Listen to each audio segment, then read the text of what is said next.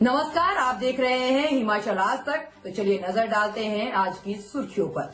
ऊना से दिल्ली जाने को जनशताब्दी ट्रेन शुरू, हिमाचल से चलने वाली 3 पैसेंजर ट्रेन रद्द, किसान आंदोलन का इम्पैक्ट। हिमाचल के ऊना से चलने वाली जनशताब्दी ट्रेन आज दोबारा से शुरू कर दी गई है। ये ट्रेन किसान आंदोलन के कारण 3 दिन से बंद पड़ी थी। इस बीच रेलवे बोर्ड ने ऊना से दौड़ने वाली 3 पैसेंजर ट्रेन को रद्द किया है। ऐसे में जनशताब्दी शुरू होने से ट्रेन में सफर करने वाले यात्रियों को राहत मिली है। वहीं रेलवे बोर्ड ने पैसेंजर ट्रेन ऊना चंडीगढ़ अम्बाला, ऊना सहारनपुर हरिद्वार और दौलतपुर चौक अंदौरा चंडीगढ़ अम्बाला रूट पर चलने वाली ट्रेन को रद्द किया है। इन्हें किसान आंदोलन के कारण बंद करना पड़ा है और तीनों पैसेंजर ट्रेन आगामी आदेशों तक रद्द रहेगी। इससे खासकर ऊना चंडीगढ़ अम्बाला और हरिद्वार के बीच सफर करने वाले यात्रियों को परेशानियों का सामना करना पड़ेगा। हालांकि ऊना और दिल्ली के बीच सफर करने वाले यात्री अब जनशताब्दी से आवाजाही कर सकेंगे। वहीं जनशताब्दी ट्रेन आज सुबह ऊना से दिल्ली के लिए रवाना की गई।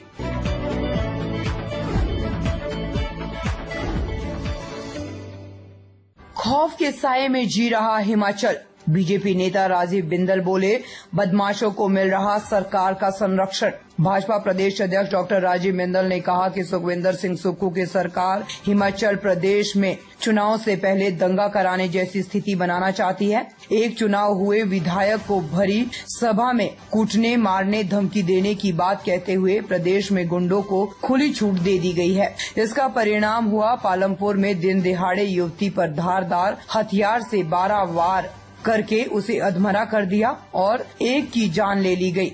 ये मामला रुका नहीं।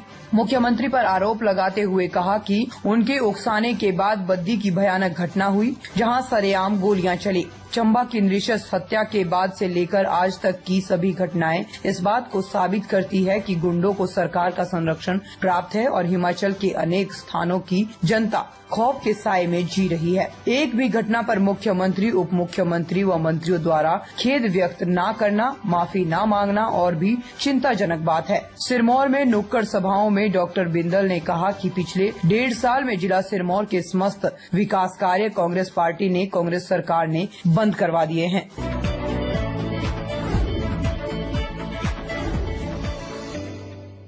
हिमाचल में फिल्म सिटी का सपना पूरा करेगी कंगना। पूर्व सीएम शांता कुमार बोले, प्रदेश में नया उद्योग होगा विकसित। पूर्व मुख्यमंत्री शांता कुमार ने कहा कि हिमाचल भारत ही नहीं बल्कि विश्व के अति सुंदर व रमणीक प्रदेशों में से है।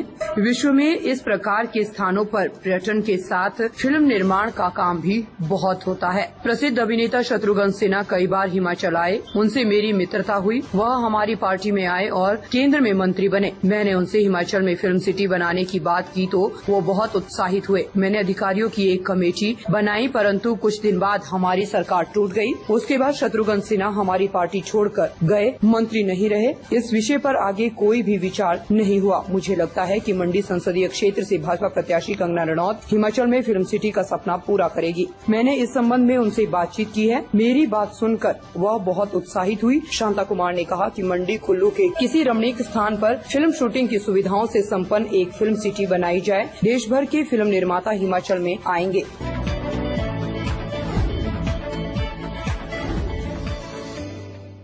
राजेश धर्माणी बोले, बड़सर में कांग्रेस टिकट के लिए संभावित 5 प्रत्याशियों के नाम शॉर्टलिस्ट। विधानसभा क्षेत्र बड़सर के उपचुनाव में कांग्रेस पार्टी के टिकट के लिए 5 संभावित उम्मीदवारों के नाम तय कर दिए गए हैं। 2 दफा विधानसभा क्षेत्र में सर्वे हो गया है। अब शॉर्टलिस्ट नेताओं के नाम पर एक बार फिर से सर्वे होगा। सर्वे में जो नेता मजबूत पाया जाएगा उसको पार्टी हाईकमान टिकट देगी। बड़सर कांग्रेस के प्रभारी कैबिनेट मंत्री राजेश धर्माणी ने नादौन के सेरा में पत्रकारों के सवालों के जवाब में ये बातें कही। वह यहां पर मुख्यमंत्री सुखविंदर सिंह सुक्खू से विश्राम गृह में सेरा में मिलने के लिए पहुंचे थे। इस दौरान कैबिनेट मंत्री राजेश धर्माणी ने बड़सर विधानसभा क्षेत्र के प्रत्याशी के बारे में चर्चा की। उन्होंने कहा कि बड़सर विधानसभा क्षेत्र से कांग्रेस के 18 लोगों ने आवेदन किया था, जिनमें से पार्टी द्वारा 5 लोगों का नाम चयनित किया गया है। अब इन 5 नामों का सर्वेक्षण पार्टी द्वारा करवाया जा रहा है और इसके बाद जल्द ही अगले सप्ताह तक प्रत्याशियों की घोषणा कर दी जाएगी। कांग्रेस पार्टी ने बड़सर में भाजपा नेताओं के कांग्रेस में शामिल होने की चर्चा पर कैबिनेट मंत्री राजेश धर्माणी ने कहा कि पार्टी में सभी का स्वागत है, लेकिन बिना किसी शर्त के आए तो अच्छा है।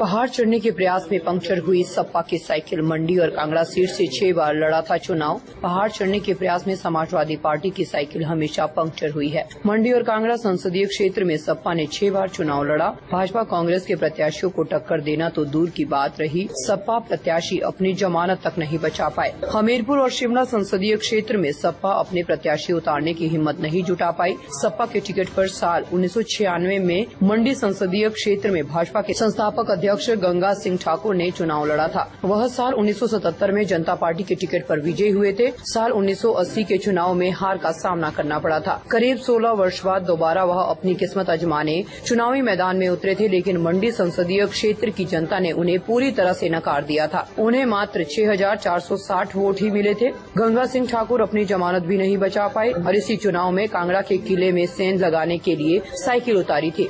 चौधरी हरदयाल को अपना प्रत्याशी बनाया था। मंडी की तरह कांगड़ा में भी साइकिल की हवा निकल गई थी। चौधरी हरदयाल को 8020 मत मिले थे। हिमाचल की खबरों को देखने के लिए जुड़े रहे हिमाचल आज तक के साथ।